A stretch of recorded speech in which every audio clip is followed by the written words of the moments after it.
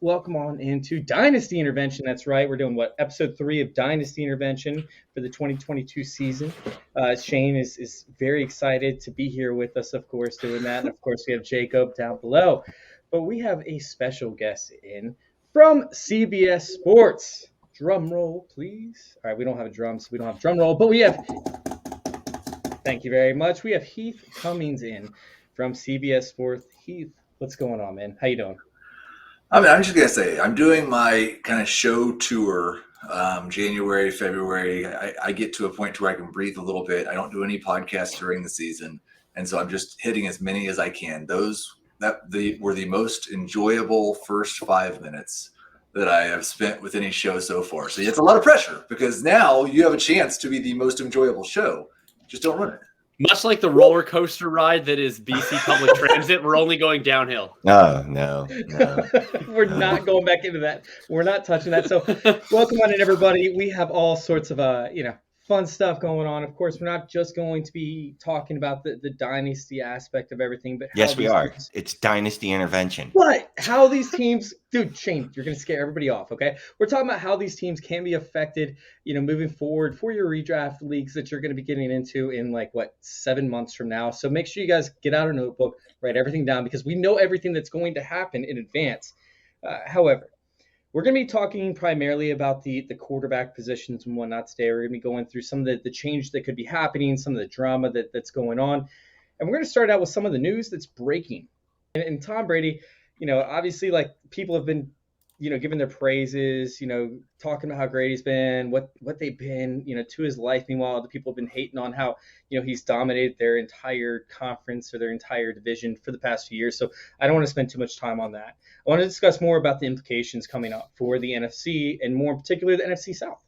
So we have a team that is now starving for quarterbacks, division that's starting for quarterbacks as a whole. We have a conference that's starving for quarterbacks. In fact, Matt Ryan, who played horribly last year, is now the best quarterback? ? No. Yes. Hold on. Let's start out with Heath on this one because Heath, obviously you're going to be the tiebreaker because I already know what both these guys are going to say. Who is the best quarterback in this division? And now, which ones are you rolling with? Yes, right now. Matt Ryan by 6 million miles. Who are the other quarterbacks in the division right now? Trevor Siemian. Taysom Hill, Sam Darnold. Jameis Winston counts, I guess, if you wanted to. Is Cam already a free agent, or is he still in the division? Does it matter? Is Cam your answer? I think Cam's second for sure. Aaron Rodgers is technically still a Green Bay Packer. Not the conference. That's the NFC North, Shane. Oh, the NFC North. Oh, I'm sorry. Oh, yeah. Matt Ryan by a million miles. Shane, would you like a lesson in longitude and latitude? It won't help. Honestly, for the NFC East, that can't. Never eat soggy wieners, okay? Yeah. Dallas is in the East Coast of the America, by the way, because Dallas is in the NFC East. Sorry, I'm backing this up. This is more pressing than this quarterback discussion. In America, is the saying "never eat soggy wheat"? Is that true? No. For your Northeast, Southwest, it's definitely Wieners. I don't know what you're talking about right now. It's not football related. Are you having a stroke?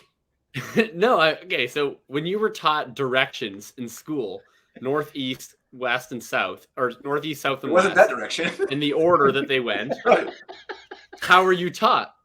The North, East, South, right, West. But were you not given a fun phrase to remember them by? No. When you did order of operations, please excuse my dear Aunt Sally. Sorry, we are getting sidetracked way too much. Let's backtrack. This is what the audience wants. This is the discussion the audience needs to hear. They need to hear us talk about soggy wieners. People in the chat, if you had an acronym right for Northeast, Southwest, which one did you actually hear? We'll pull it up on the screen for which one you used. If it's, I bet you anything Dave comes up and says never eat soggy wieners for sure. I hope so. From Toronto. But anyways, for Matt Ryan, is there any guarantee that he's actually going to return to this division next year? I know the salary cap issue is pretty, massive, and it feels like the Falcons constantly want to compete, but they're never good enough to compete outside of the one season they went to the Super Bowl. So is Matt Ryan going to be one of those guys that sticks on and is going to be in this division for 2022? I'm going to go with yes, only because I think when they drafted Kyle Pitts last year, when they could have gone quarterback, they showed you that Matt Ryan's going to be for at least 2 more years when they restructured his deal. His salary cap, because I lived through the Carson Wentz era in Philadelphia, his salary cap hit really isn't that bad. If they were to move on from him, as we've seen, teams will move on from $25 million cap hits. But where are they going to move to is my problem. Right? Yeah, I was looking at his post-June cap hit, so I'm thinking June 1st cap hit, because I always assume it's $42 million. They're gonna, but after June 1st, if they have a wink and a nod agreement, like, oh no, we just traded him on June 2nd, you know what I mean? Yep. But I don't see him. I don't see him leaving. I think they want to compete this year. Yeah, I think both the Arthur Smith's current team and his former team would like to start over at quarterback, and both have contract situations where they're going to have to hold on to their quarterbacks for 1 more year. All right, so let's bring up the Saints. I mean, the Saints are another team that's strapped with cap situations. What are they going to do with quarterback? Are they going to bring back Jameis Winston? Is Taysom Hill going to restructure? I think they already restructured Taysom Hill's contract. If not, yeah, Taysom Hill actually is now being paid in blood. Yeah. The problem with Taysom Hill's contracts is every time he signs them, they void.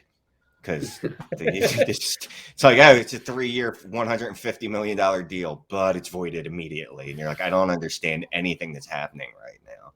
They are $71 million under the cap. I just did a write-up on them, so I know this. If they can easily get under the cap. They just need to restructure / extend 18 contracts. Which they're very good at. They are. Debatably. It's Kai Harley over there. Really cheap to the team that trades for him, right? Who? I'm sorry. Garoppolo's really cheap for the team that trades for him, I think. Not really, but cheap. What is it, 20? Well, so maybe I'm wrong with this, but my understanding is that if you trade for a player, like, you get more real dollar relief than you get cap relief. Like, I think you still have to take on quite a substantial cap hit, even if the other team is also eating some portion of the dead cap. But well, no, and this is what happened last year. Jared Goff and Carson Wentz got traded, and their former teams ate that cap. Like, they just ate it. The Eagles had $30 million in cap that they kept. It's part of the restructuring concept that they have in place, where they can eat part of the cap, but I think that's essentially dead money that they would be eating versus what they would get traded for. That team still has to take on an X amount of those dollars.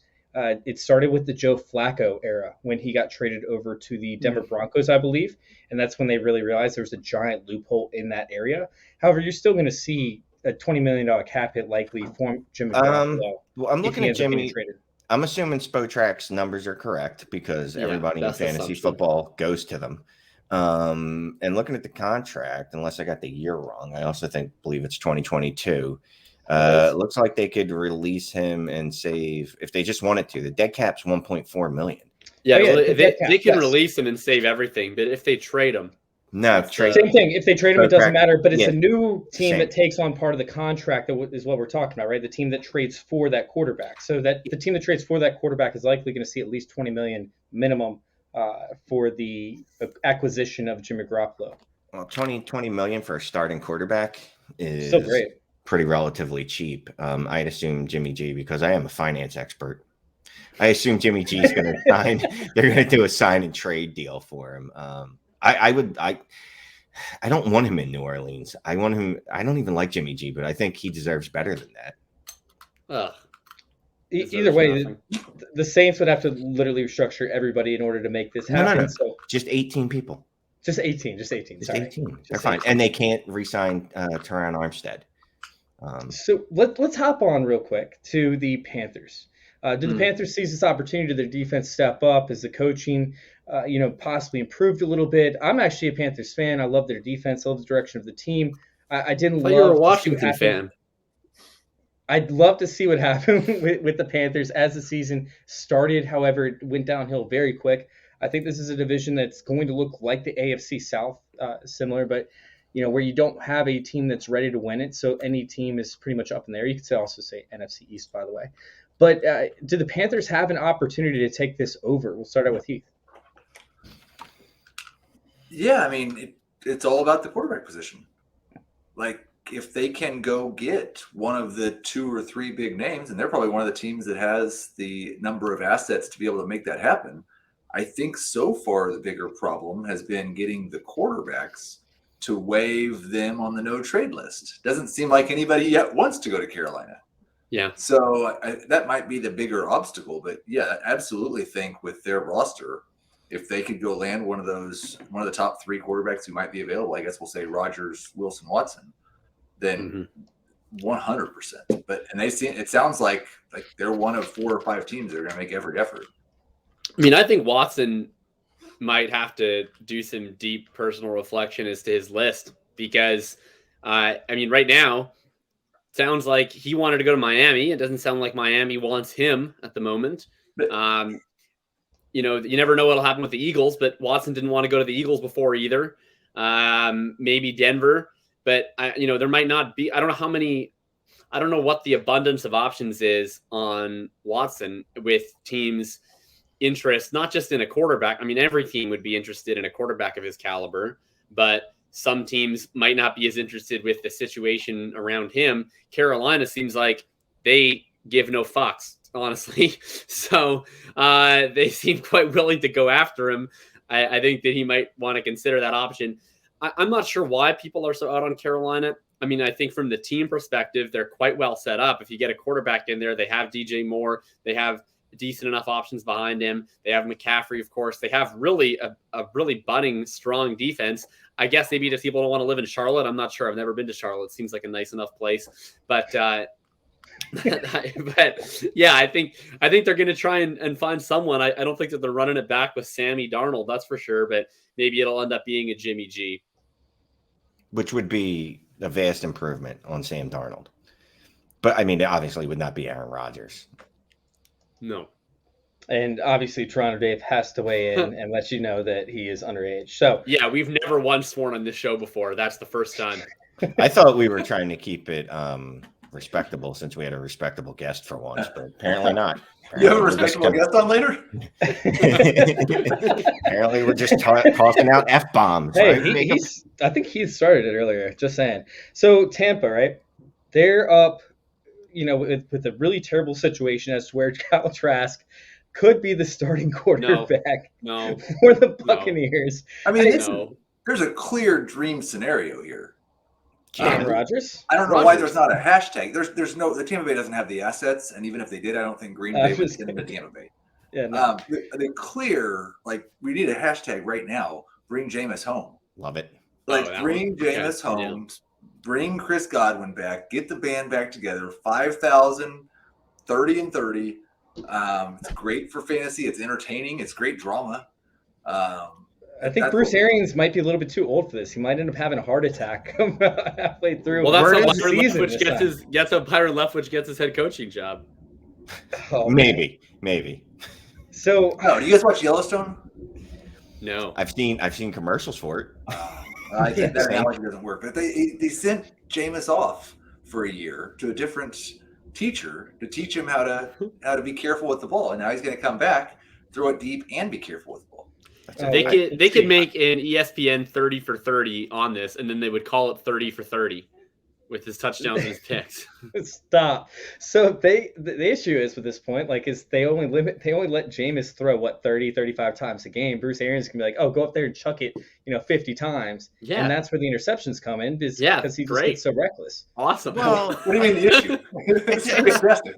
But it's not like Jameis was fine for the first 25 passes that year. It's the first, and then it was the final 15 where he just was 5 of the interceptions just occurred.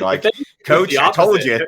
Yeah. Anything he usually started every game with a pick six. One was OJ Howard for sure. I'm just saying. One was on OJ Howard. Yeah, he seemed he seemed to play more within himself in what do you call that place? New Orleans. And he was fairly efficient last year. He wasn't spectacular, but he also was throwing to Deontay Harris and some other guys. Marquez Callaway, the GOAT. The second round draft pick you were getting in dynasty leagues. People were all over him. No, dude, you got to get him. You don't understand. He's the best preseason player of all time. Okay, guys. Put Jameis back. Jameis with new eyes. Like he said, he's got a new mindset, and I'm hoping Arians is gone because he's a fraud anyway, and I don't like him. But also, I hope Arians. You like is any gone. coach, Shane? Is there any coach you like? You don't like Arians. You don't like Andy Reid. You don't like McVay. Yeah, he's too good looking. I mean, that's not fair. Andy Reid isn't too good looking. That can't be the issue with him. I'm an Eagles fan. There's lots of hurt there. You lose in the conference championship But at see, home. that's my problem with sports fans. Is there was so much more joy that Andy So Reid much. gave you. You won like 70% of the time that you watched a football team that Andy Reid coached. You watched them win, and you were happy when it was over. And you're talking about the pain. I Think would've of all the joy that he gave you. Shane's would've never taken- happy. He's I never would have happy. taken 58% winning if just some of those wins were like, Important wins. conference championships and You or went, Super you went Bowls. to 4 straight conference championships. Nothing Well, like it. Nothing and for like it. basketball, we call it the Final Four. Exactly. Just we weren't even good enough to be the Buffalo Bills. And every Niners. single one of those nights, Shane fell asleep crying in his bathtub because they ended up coming out losing. But the question is did sorry. Andy Reid win rock, paper, scissors, on multiple occasions? And I don't think that's the case.